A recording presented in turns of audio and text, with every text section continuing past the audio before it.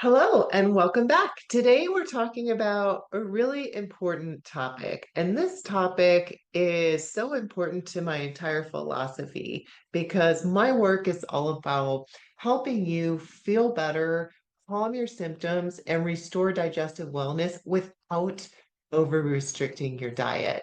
Because I see that so much in this gut health space. And there are some definite downsides to it. So, a few episodes ago, we talked about the low FODMAP elimination phase. So, if you are not sure what we're talking about, go back and listen to that episode first. That episode goes through what is the low FODMAP diet and exactly how to implement the elimination phase, and links to my free 30-day low FODMAP meal plan to really get you through that elimination phase.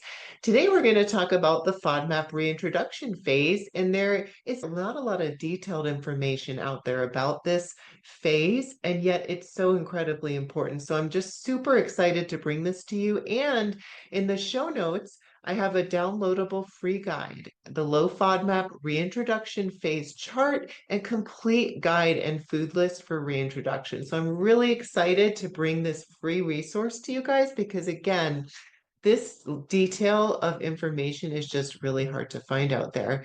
So let's dive into this topic. Now, the low FODMAP diet is such an incredible tool for helping to calm down the symptoms of IBS or other digestive issues. So symptoms like bloating, gas, and abdominal pain. And I do use it almost every day in my practice for my patients. I'm a huge advocate of the diet, but there are some downsides, and we'll get into that in a second. And today's really all about how to get around those downsides and have the best outcome overall. So, the way that the diet works, it temporarily cuts back on fermentable carbohydrates and helps you reduce your discomfort and create a stable baseline so that then you can start reintroducing foods and uncover your unique intolerances.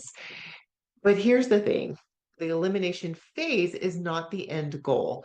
The real goal is to build a balanced, comfortable diet that keeps your symptoms in check while including as many foods that are healthy for you, that you love to eat, as possible. The low FODMAP reintroduction phase, therefore, is where the magic really happens, but it's so often misunderstood or skipped entirely. I can't tell you how many patients come to me after being stuck in the low FODMAP elimination phase, or the way they say it, I've been on the low FODMAP diet or following the low FODMAP diet, because a lot of people don't realize it's a phased approach and that it's a process, not an end all be all diet. So many people come to me stuck in this elimination phase for months or even years, thinking that this diet is their long-term solution. But inevitably, they're unhappy and often they're still experiencing some issues. So I want you to know the truth is that the elimination diet portion is only meant to last 2 to 6 weeks, just long enough to establish that stable baseline. And from there, you shift your focus towards systematically challenging foods back in so you can figure out what actually triggers your symptoms and in what amounts. Going through the reintroduction phase not only prevents unnecessary restrictions, but it also helps you build a more diverse, nutrient-rich diet that supports a healthy and resilient microbiome. And trust me, that's essential for long-term gut health. Staying in the elimination for too long can lead to nutritional deficiencies and take a toll on your overall gut health. By identifying your specific triggers during food reintroduction, you can create a diet that minimizes symptoms while keeping as many foods as possible into your rotation. And this not only helps you feel less fearful about eating, but also gives you back control over your digestive health. We do see some downsides with your microbiome that can actually make you more sensitive over time. The way that the low FODMAP diet works is you're not feeding the overgrown bacteria, which may be in your small intestine, maybe in your large intestine. But in doing that, in the elimination phase, when it's prolonged, you're also not feeding your good bacteria for an extended period of time. And this reduces your gut resilience, making you more intolerant to FODMAPs and fiber, in general over time, which makes you even more restricted. You can whittle down and down and down the list of foods that you can tolerate over time. So we want to encourage diversity within the low FODMAP framework. And today we're talking about breaking out of that elimination phase and reintroducing FODMAP. So again, download the FODMAP reintroduction chart in the show notes to guide you through the entire process step by step, helping you stay organized and confident as you test and reintroduce foods.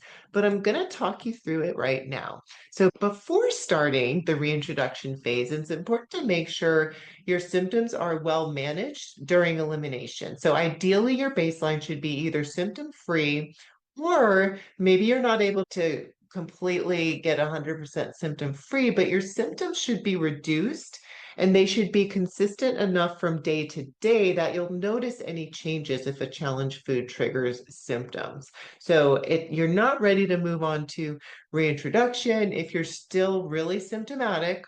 If you have not noticed much of an improvement, then we need to look at other reasons, and that could be maybe FODMAPs sneaking into the diet unknowingly. That's really common with packaged foods, not realizing that certain ingredients can be high FODMAP that are really common in packaged foods or in restaurants. So it could be tightening up on those things. It could be paying closer attention to the allowed portion sizes, because even many of the allowed foods have a limited portion size per sitting. Or it could be underlying causes that either are definitely cases where there's enough out of balance in your digestive tract, maybe microbiome wise or digestive wise or gut brain wise. That really needs to be addressed before you're going to see that significant symptom resolution. So until you see that, you're not able to move on to actually reintroducing FODMAPs. I will say that if you feel like you're stuck in that place and you're not able to move on to reintroduction, that you can still look at getting more diversity within the low FODMAP framework. And that's definitely something I recommend. So looking at, okay, of all of the foods that I'm allowed to have in the elimination phase, how can I get the most variety of plant foods here? But once you have seen that symptom resolution, then we are ready to move on to the low FODMAP reintroduction. And in order to do that, we have to understand the different categories, because we reintroduce FODMAPs by category. So meaning we're not just reintroducing one food at a time. We are reintroducing one FODMAP. We're challenging or testing each category at a time. Let's talk about what those categories are.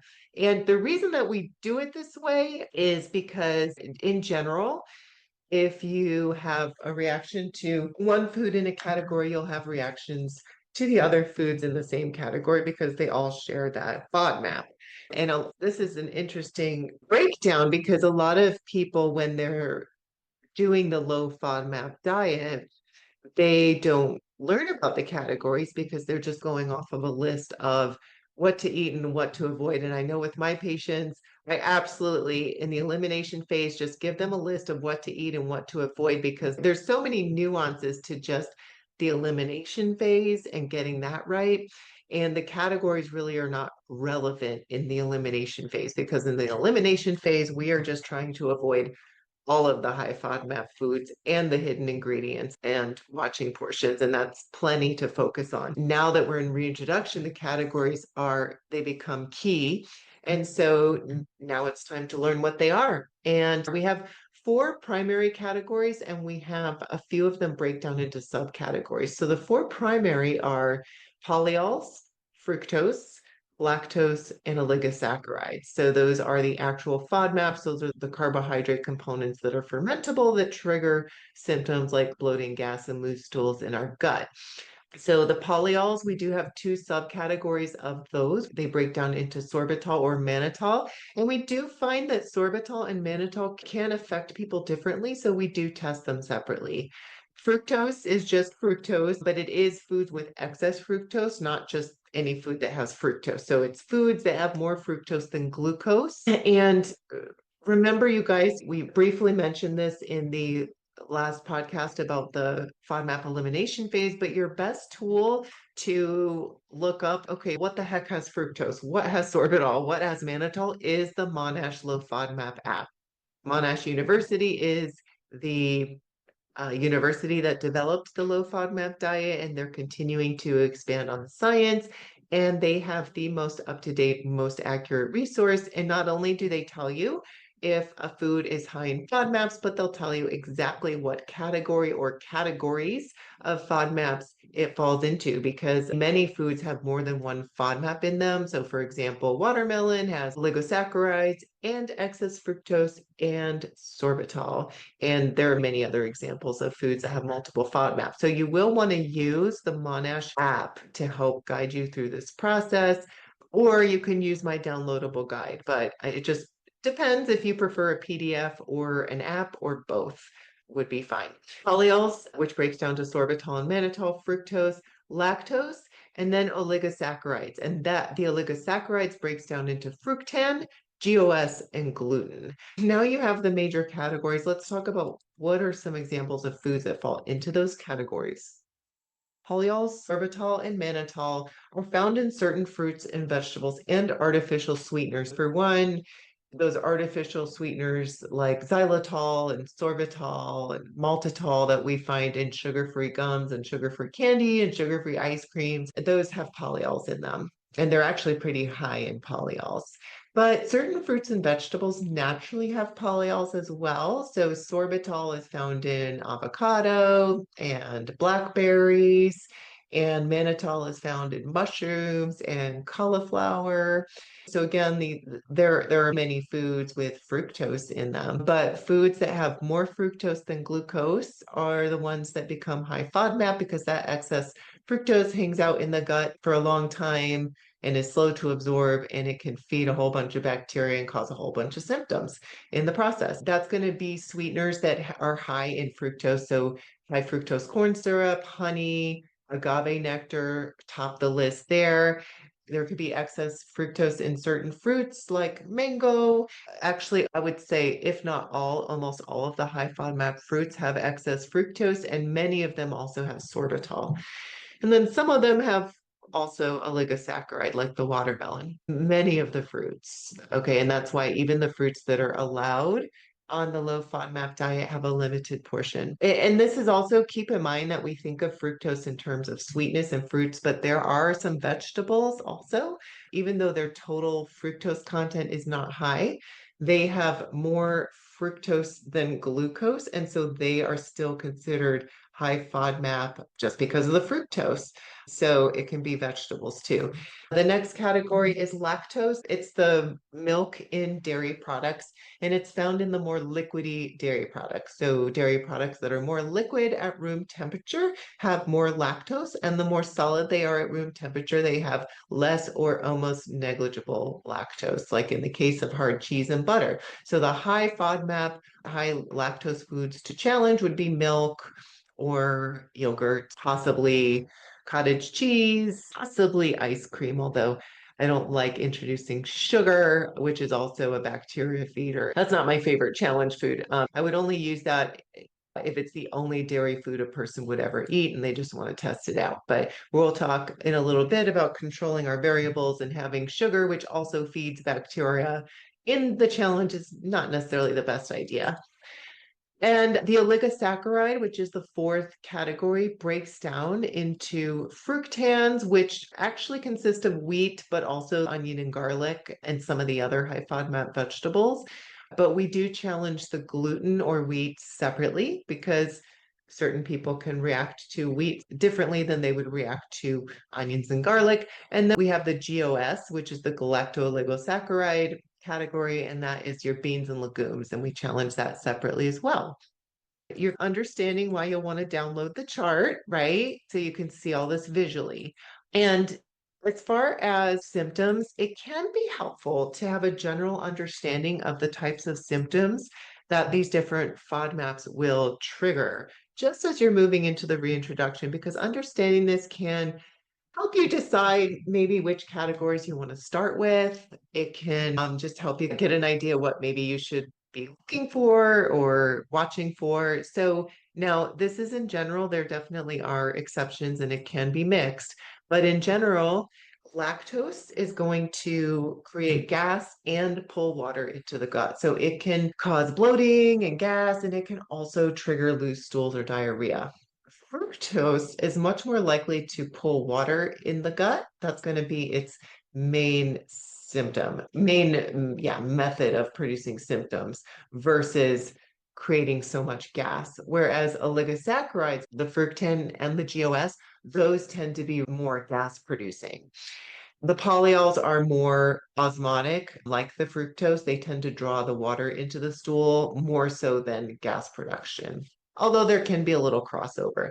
So that's helpful because let's say you're a person who's constipation predominant. Your major concern is going to be, as you're challenging FODMAPs in, you're going to be more concerned about what's causing gas production and therefore discomfort and bloating than water into the stool. In fact, drawing some water into the stool might even be helpful for your constipation. So you might, especially if you're a little nervous about triggering symptoms, you might want to start with fructose or polyols.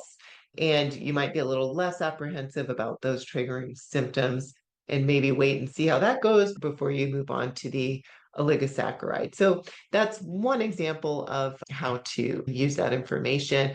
Now, it really doesn't matter what order you go in, and the process is designed to be careful at first. So, this process I'm about to share with you is designed to ease into it because, of course, in order to figure out, there's no blood test for this. So, in order to figure out what foods are triggering you, you have to eat them, right? And so that sets you up for risk of triggering symptoms. So we just want to minimize that. So the process is set up so that if you do happen to be extremely sensitive to a category, that we're just starting out with a tiny amount so that we're not going to any point trigger any major or severe symptoms. So that should ease some of your apprehension. It's not uncommon to be nervous about this part. It's like you've been feeling better. Maybe you have been avoiding these foods for a very long time. And now you're going to eat the foods that used to cause you trouble. So, of course, there's going to be some apprehension there, or there can be, depending on how severe your symptoms have been and just the fear you may have around it. So that's normal. The process is designed to minimize the severity of any symptoms. Now, we are going to test one category at a time while controlling our variables. So when reintroducing FODMAPs, it's important to stick to testing just one FODMAP group at a time. So we do want to think of it like the scientific method. In school, we're trying to control as many of our variables as possible so that we can get a clear, reliable result without being confused. Okay, I had a symptom. Was it the food I tried? Was it the fact that I ate out? Was it the fact that I started a new supplement that day? Or was it the fact that it was a really stressful day? So that's too many variables. We want to do our best to try to limit any variables other than the food that we're challenging. And also then by focusing on one category at a time, we're able to see exactly how your body responds without mixing signals. So I do have in the FODMAP reintroduction plan chart a list of test foods for each category. And this makes it easier to choose the right foods for testing while keeping you organized through the process. These test foods, and they're the ones that Monash recommends too, they're specifically chosen because they have a single FODMAP. So you don't want to just find any old food that has sorbitol and use it as a test food. As I mentioned earlier, most of the high FODMAP fruits have sorbitol and fructose. So a food that has multiple FODMAPs is going to make it unclear as we're trying to challenge by category. Then you're testing two FODMAPs at the same time. You're not going to know which one may have triggered you. So we want to use only single FODMAP containing foods as your test foods.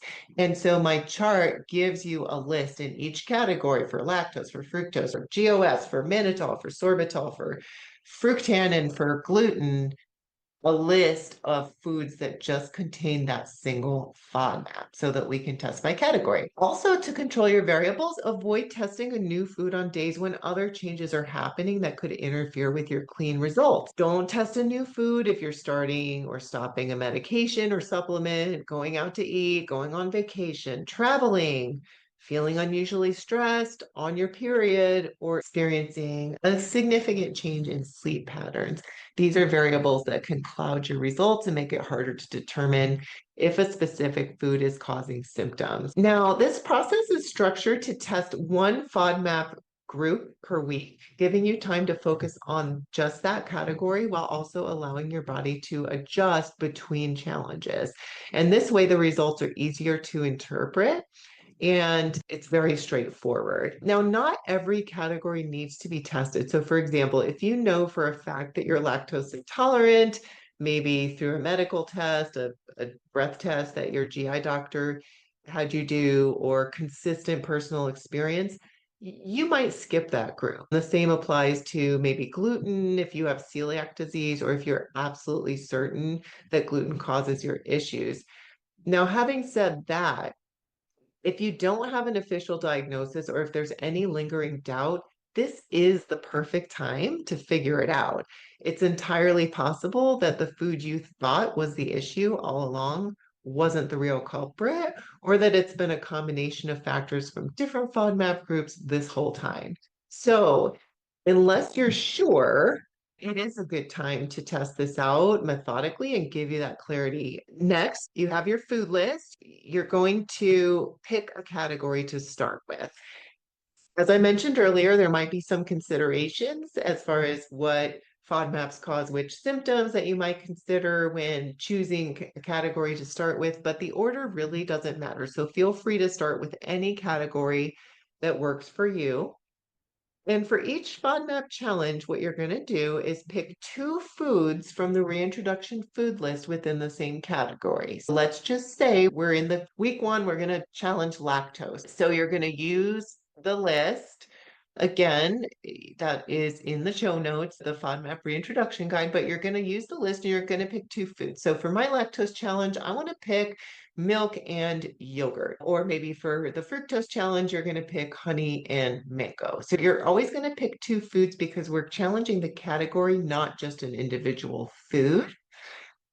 I would also say make sure that you are choosing foods that you actually enjoy and would want to include in your diet again. So this makes the process more practical and ensures the results are meaningful to your everyday life, because our whole purpose here is to find something that works for you.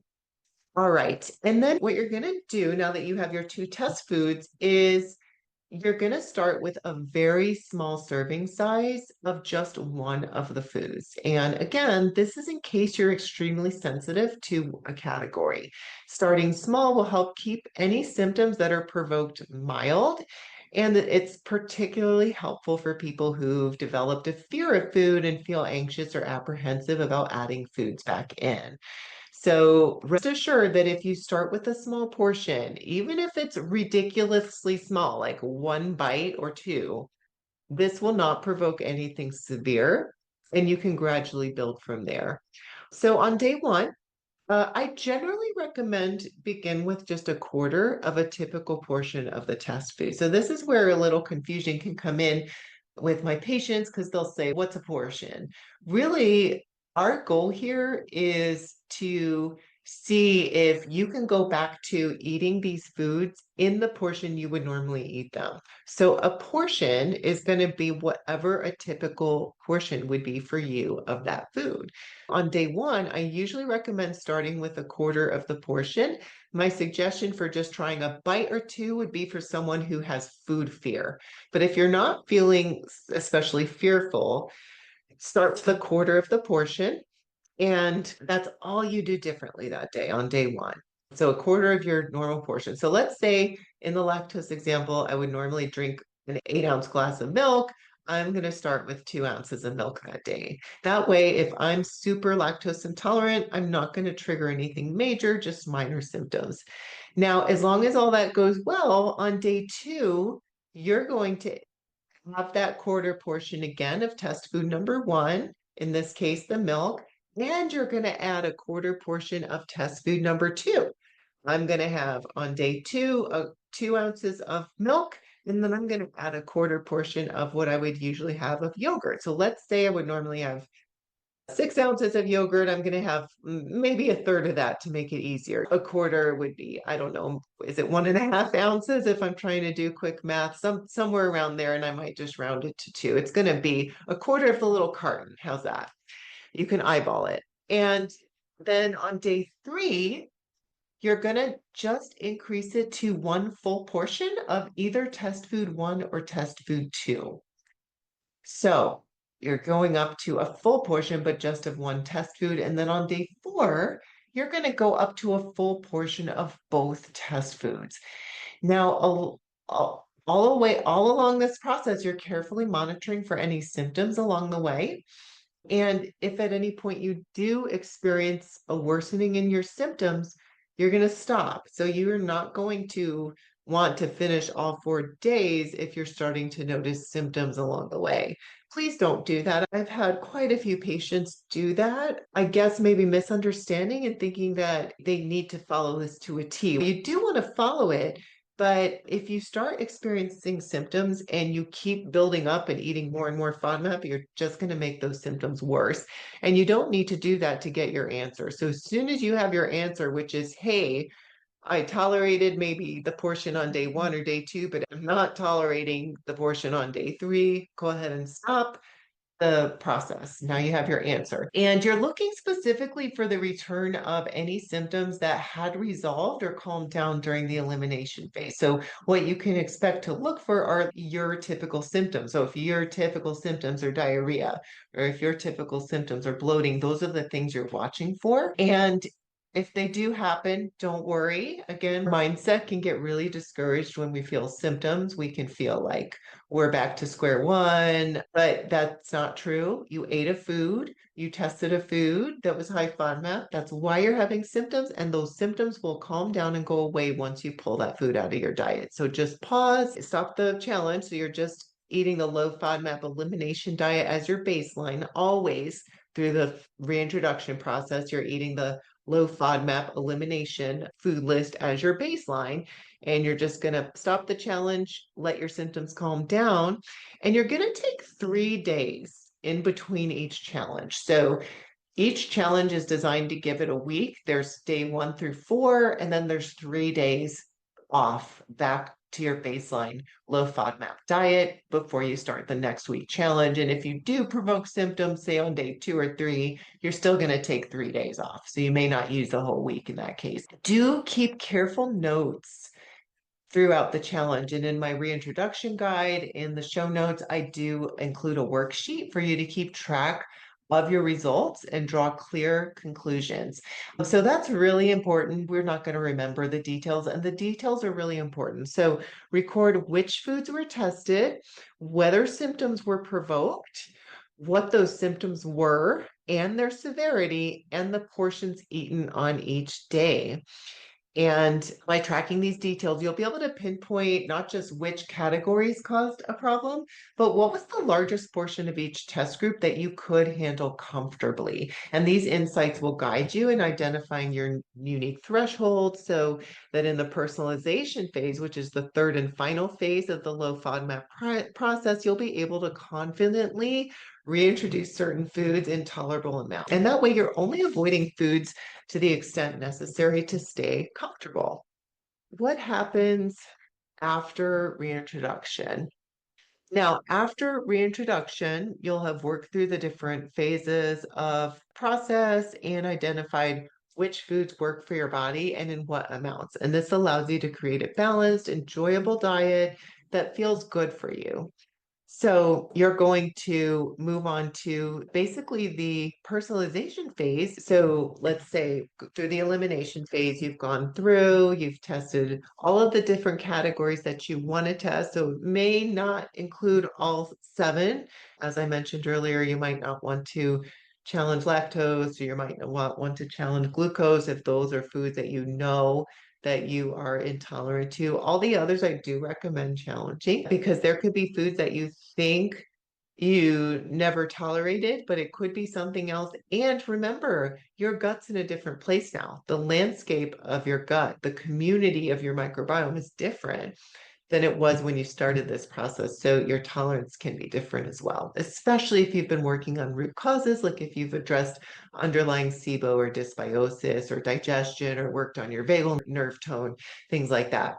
So you can expect a better result, especially if you've done those things to improve your overall gut health or incorporated diversity into your diet. So we want to complete the challenges that we're unsure about. And then we want to reintroduce the foods that we did tolerate in the portions that were tolerated. For example, there might be categories that you had an issue with even at day one. Now, if that does happen, let's say with the day one portion, it's a quarter portion of a single food, you're already noticing symptoms. I do recommend stopping the challenge, let the symptoms calm down for a few days. It probably will only take one day because it was a tiny amount, but give it the 3 days because that's our process.